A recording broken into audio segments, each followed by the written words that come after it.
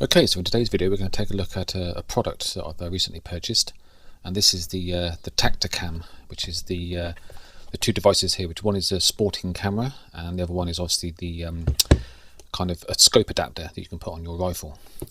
Now, this is obviously going to be sort of dual use for me, so I'm going to use this on the simulators, so I can obviously show the aim on target with the sights. And also I'm going to use this for when I go real still shooting on the range, so I'll be able to sort of give feedback on both uses of this. But in this video we're just going to quickly open the box and sort of go through what you get with this system.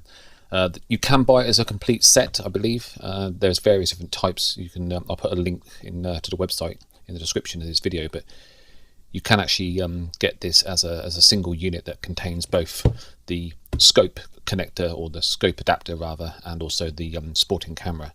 I got these separately because I couldn't find someone selling, especially here in the UK, the combined set, so I bought them obviously uniquely from each a different company.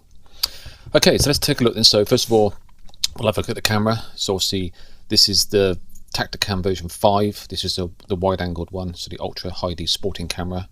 They do have another version which I think is doesn't have the sort of wide angle capabilities. Again, sort of like I'll put a link in the description so you can check out the differences between the two. But this is I think their latest version. And again, you come on the back here on the box. This actually lets you record in 4K up to 30 frames per second, and you can obviously choose different options as well.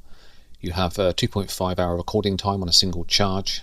There's a quick charge mode, and obviously you can integrate this with your smartphone. There's a Wi-Fi app you can download for either Android or Apple, and it's got obviously one touch button control with vibration to inform you of the mode it's in. Again, it's got an external waterproof mic, and obviously the wide ultra HD lens, which we'll take a look at. So a quick summary on the sort of some of the options on here. It's got stabilization technology built in now. Obviously got the weatherproof side of things, shock resistant, and also it's got 16:9 format on the aspect ratio, so typically what you would be perfect for what I need for the sort of videos up on YouTube. It does require a micro SD card up to 128 gigs, but I think you can go beyond that. You need to get a particular type though, a really fast read-write option to ensure that obviously you capture the footage. So they do state that in the documentation that you should get the fastest read-write possible, and I think they have a format that they suggest, which we'll cover in the video. And again, the card is not included. Okay, so let's go ahead and open the box. So inside, obviously, nice little sort of flip lid box. You get your instructions, and obviously I've had this box already opened, so there is some bits missing from here. There's some stickers they give you, and also a USB cable, which currently is not here. It's on my laptop. But basically, yeah, you get your camera here. So this is obviously the camera itself, and as I said, the box has got the foam inserts, and you've got some accessories you get like the cable. But we're going to just focus on the camera initially. So this is pretty much it. It's quite compact, pretty ruggedized. It's got like a kind of ABS type sort of plastic feel, but it's more of a rubbery texture, and it seems quite durable. The lens, I don't know if it has a kind of protector on the lens, but it just looks quite well built. And in terms of sort of like the overall sort of like aesthetics of it, it's fairly straightforward interface. You've got your on-off switch here and your different modes, and we'll cover those when we get into the process of obviously how it operates. You have a cap at the back here, which is waterproof sealed, that has a lock mechanism. Now this one, you can undo this by flicking the actual clip here, and you obviously have to rotate this point. So you do that. It can be a bit stiff when you first get this, and obviously once you've got the lines on the open, you can pop that cap off, and that shows you inside here. So on this side you have some indicators regarding the different modes. So you have your 4K, you have your zoom option, and also you have your slow-mo mode, and obviously the documentation sort of covers what those are, but it's just like a quick reference guide.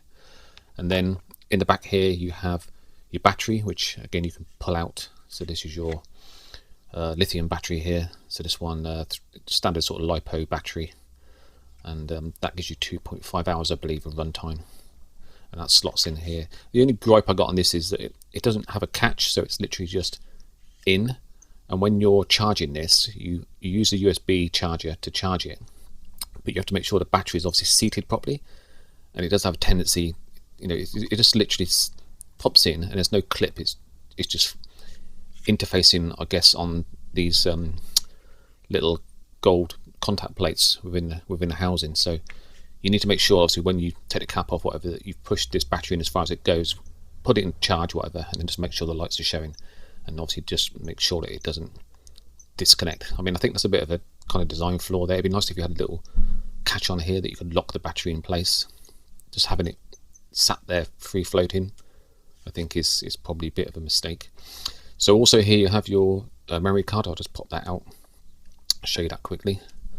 So that's this one is an actual scan disk one. I think this is a scan disk Extreme Pro. I don't know if you can see that on the camera very clearly, but these are minute nowadays. I mean, you can see how tiny it is. So this is a 256 gigabyte one, and it has this little kind of U symbol with a designated number 3 in it, and I think that is the type that you need to get for the fast read write.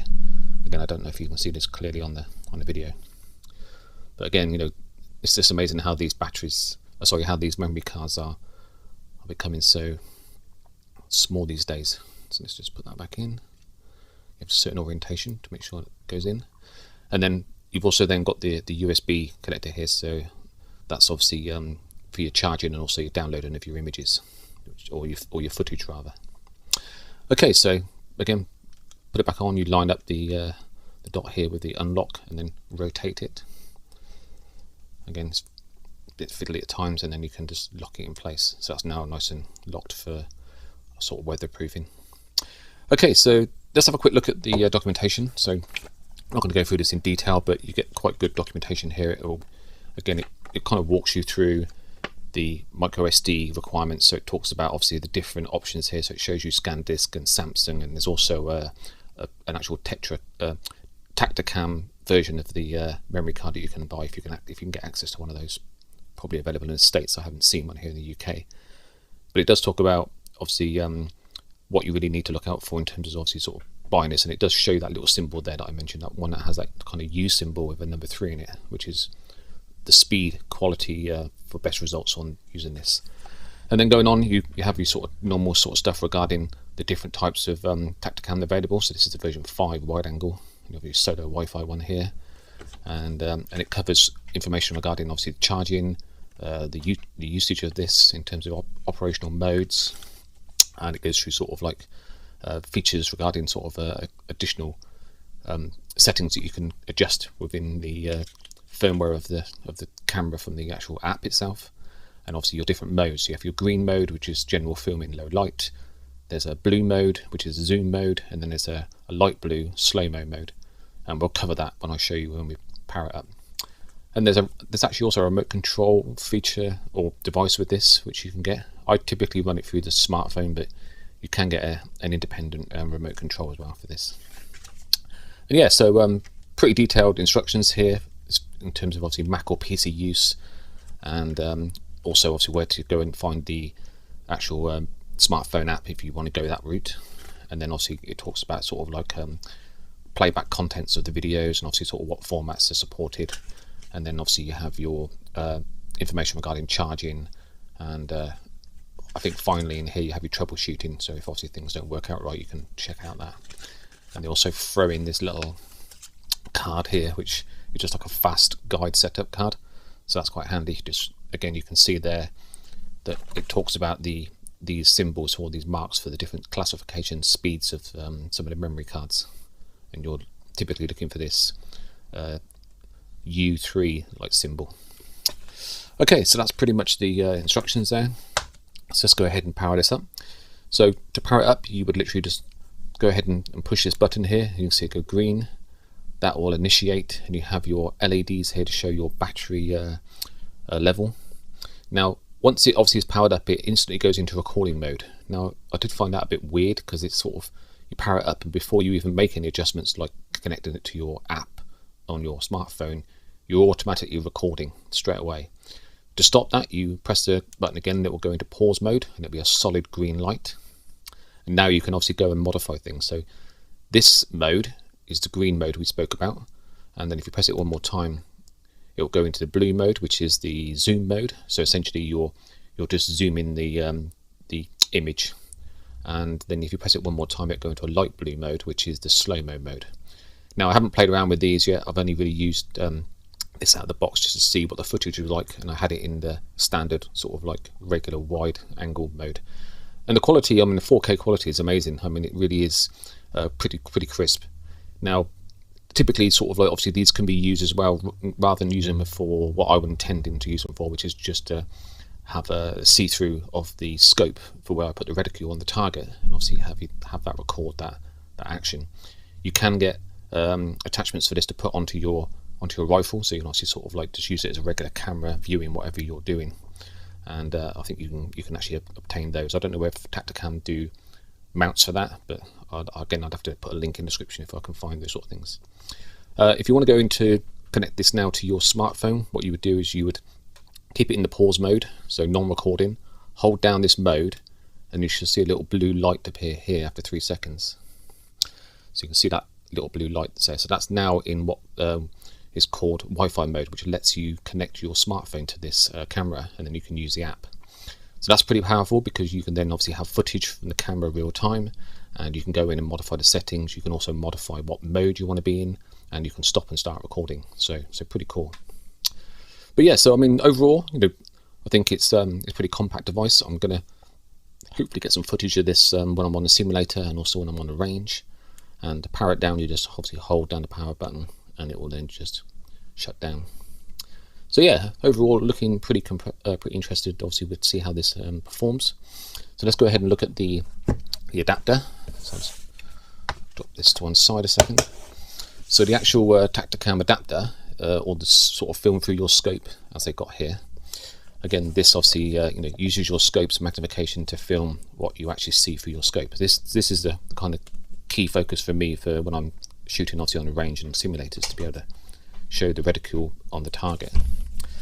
So let's go ahead and just quick look at the box again. So basically says Tactacam here revolutionised a way to self-film at a distance with the release of the all-new Fts Adapter. The Fts Adapter allows you to see through your scope as you normally would, and film it at the same time as you bring in your target as close as you want. So effectively it just obviously attaches your scope, and you just carry on using your scope as you normally would. So let's go and take a look. So inside the box you have first of all the adapter, the little plastic bag here. So this is the device that fits on your scope.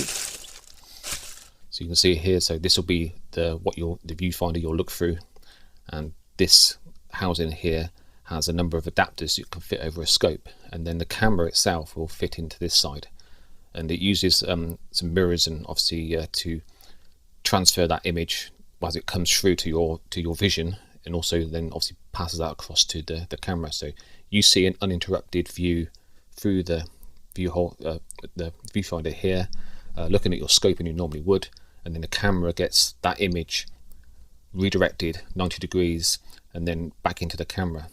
So let's just to sort of visualize that again, if I take the camera out. So the camera itself literally just drops into here, and then you have this Allen key adapter here. You just tighten this up to a point where you just obviously have it clamped.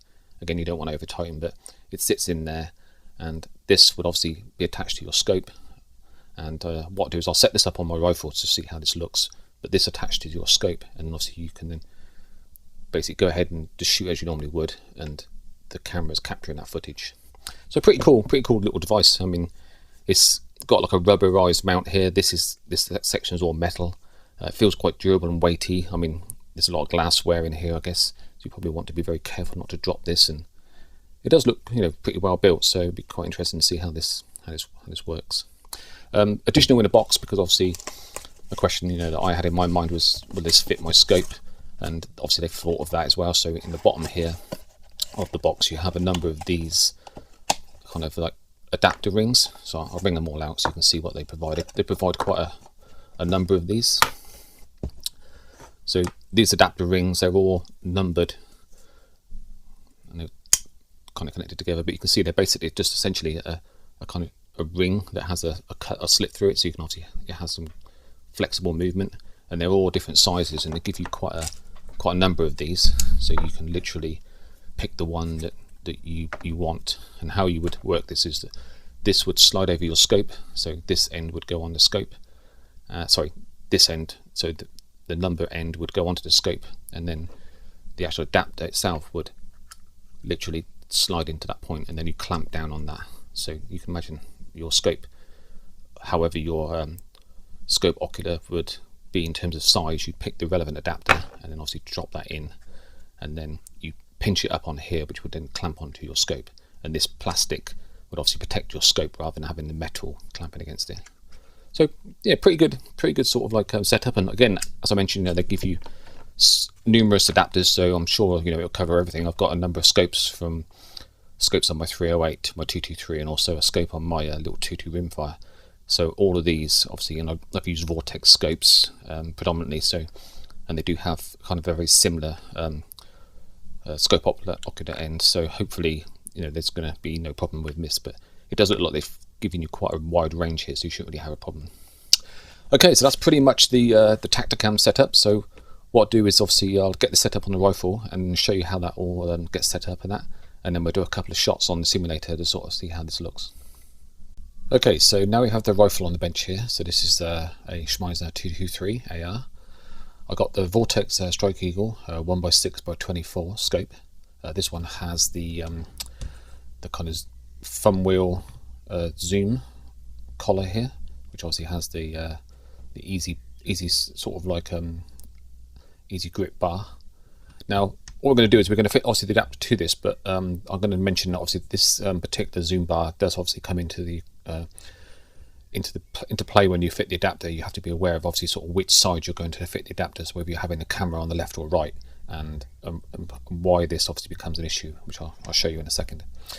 Okay, so once you've got obviously your rifle on the bench, whatever, you need to remove any sort of like caps you may have. So these are kind of flip top caps here, so I'm just going to remove that, which is obviously put to one side. Now the adapter itself obviously is as I mentioned before, is obviously has the kind of see-through lens here, which lets you see into your scope, and obviously then it has the side bit which contains the camera, which obviously we'll be doing a recording. So there's a kind of series of mirrors in here that direct the image from your scope, obviously, for the camera. Now depending on which side you want the camera to be, again based on your preference, or because obviously you might have something like this where you have this zoom sort of like a lever which could obviously affect obviously where you position it. You can obviously make that decision up front. Now with certain scopes, especially with this Vortex one, this particular zoom lever here can actually be removed, so I can just unscrew that, and obviously then you can take that out, so you don't have that impeding the position of where you want the camera to be, and then you can use the zoom by just obviously manipulating the zoom wheel directly. But that's just something obviously to take into account. Okay, so in this instance then I'm going to obviously fit the adapter. So first things first, I'm going to just bring the AR a little bit closer, as you can see. Now the adapter obviously has some Allen screws here, which I hope you can see, which obviously let you pinch onto the scope, and you have these various adapters. Now in this instance I have picked the adapter that fits my particular scope, so you get a series of adapters, and I've chosen the one that's most suitable for my scope's ocular end, and you put the adapter over. Again, it doesn't have to be super snug, it just has to be obviously enough to be able to fit with a little bit of like movement, so you can obviously, when you put the adapter on, you can pinch up and obviously secure it in place. So once you've got the adapter specified, then you can take the once you've got this sort of like the ring that you want to use for your scope, you can take the adapter and then slide that over like so, and obviously that'll lock into place. Now you kind of want to have this as vertical as you can to the scope, so rather than having it sort of like too high, I don't know if you can see that kind of clearly there, you want to have it so it's just obviously as kind of level as you can eyeball it. You don't have to be perfect, it just makes it easier for when you go to set it up. So once you have that in place, it's a case of taking the sort of supplied Allen key and just literally just tightening up these screws here to lock it on. Now I've just done it pinch tight for the moment, but obviously that's fine for me when I'm on the simulator. But if you're obviously shooting 308 or something that obviously has a bit of a recoil to it, then you want to make sure that this is not going anywhere, so you want to kind of pinch those up as snug as possible, but again not over tightening, so you're going to have to kind of find out obviously where that threshold is between, you don't want this moving around between shots. but you just want to make sure that you don't over tighten it too much to you can potentially damage anything. Okay, so once you've got that installed, it's a case of taking the camera, and that just literally drops into this housing here. And again, same principle as before, you set the camera up, and what you want to do, and what you need to do, obviously from the footage perspective, is you want to have the camera record your reticule in a proper vertical kind of plane. So you don't want your reticle to be kind of tilted to one side. So if you imagine this was your reticle, you don't want to have that tilted in the image. You want to have it as kind of vertical as you can. And I found on this particular one that you can use, let me just power this up a minute, make it easier to see. So what I found was you can use these these actual green LEDs here to do that. So when you insert the camera in, this little aperture here, I don't know if that's easy to sort of see, if you can make sure that the lights are lined up between these 2 points on this little aperture here, or even the one behind, you just have that situation where you can have those lined up. It seems to be that then the reticule is pretty much vertical at that point. So long as you have the controls as vertical as you can to this housing, that obviously aids the ability to have the reticule level. Now what would be nice on this, if you had, I did notice on the camera you have this like little cutaway here. It'd be quite cool if the adapter had some sort of mechanism that locked into here, so you know you were perfectly aligned each time. So you could obviously insert that could kind of lock into place, and then you'd know it's perfectly vertical. But it's a bit of trial and error to get it vertical, and I found the easiest way is to sort of like just use these LED lights to make sure you have them lined up here. It can be a bit fiddly, but it gets you close enough. And then obviously what you can do is you could obviously either use the app on your phone when you connect it by Wi-Fi and adjust it accordingly to make sure it's level, or take a few shots and download the images and then do it that way. Not quite so easy, but still doable. Okay, so once you have the camera in place, then you would literally just again tighten up the Allen key, and you want to pinch it tight enough to hold the camera, but again you don't want it to obviously be moving around when you're taking shots. So you just need to find that threshold, and just, it might be a bit of trial and error when you do a few shots, whatever, but again you don't want to over tighten it. So I just like nip it up a little bit, and then you're pretty much good to go. So that in a sense is obviously the setup on the rifle. So you know the adapter's now in there, and it's pretty obviously on there, pretty solid, and the camera's in place. And that essentially means, I don't know if you can see clearly now, but let's try and see if I can angle it up. Again, you look through the viewfinder here as you normally would. So on your scope, this allows you to see obviously the target, and you see the reticule. Nothing's going to be impeded. You have the same vision as you would normally have. Again, on this one I can adjust the zoom as I see fit. Obviously I can't use all the throw on here because this lever's in the way. But again, I mentioned before, you can unscrew that, so you can then adjust it on the collar itself. So that's pretty much it for the setup on the rifle. So what we'll do next then is we'll get the simulator set up and use this to take a few shots, and then I'll download the footage and obviously and put that, well, I might actually put the footage on as I shoot live, whatever, so you can see the actual physical my point of aim to the impact, and then obviously we can then judge how good this is as sort of a way of using that to record obviously your shots. And then you can, if you're on the main range, you're shooting on a range, whatever, and you want to obviously have a recording of your shots, whatever targets, it's quite good to be able to obviously review that to see just how your trigger pull was and whether you moved off the point of aim at the point when you pulled the trigger. All this sort of stuff is useful on this camera to be able to sort of do analysis of your shooting style to obviously help you perfect your shooting overall. But anyway, let's go ahead and get the simulator set up, and then we'll see how this looks. Okay, so we're using the Smokeless Range 2.0, and this is the target shooting course. So we're going to run this at 3 yards for the target, and I'm standing 3 yards back from the screen.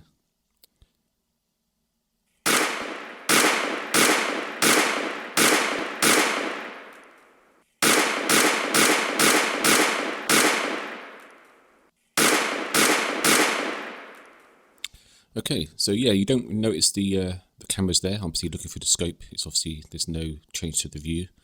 So let's try and push this out to 10 yards. So that's 10 yards virtual 10 yards and 3 yards back from the screen.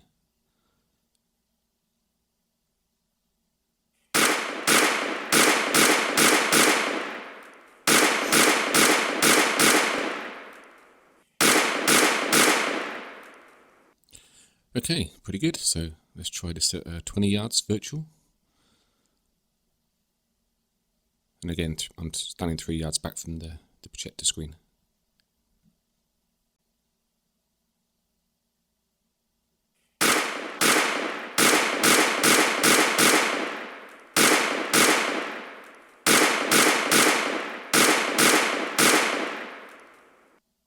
Okay, yeah, so pretty good, pretty impressed with that. I mean, you can see in the footage the reticle is a little bit misaligned with vertical, but I think that's because I'm holding the gun slightly canted. But yeah, thanks for watching. This will be something that features in new videos. Bye for now.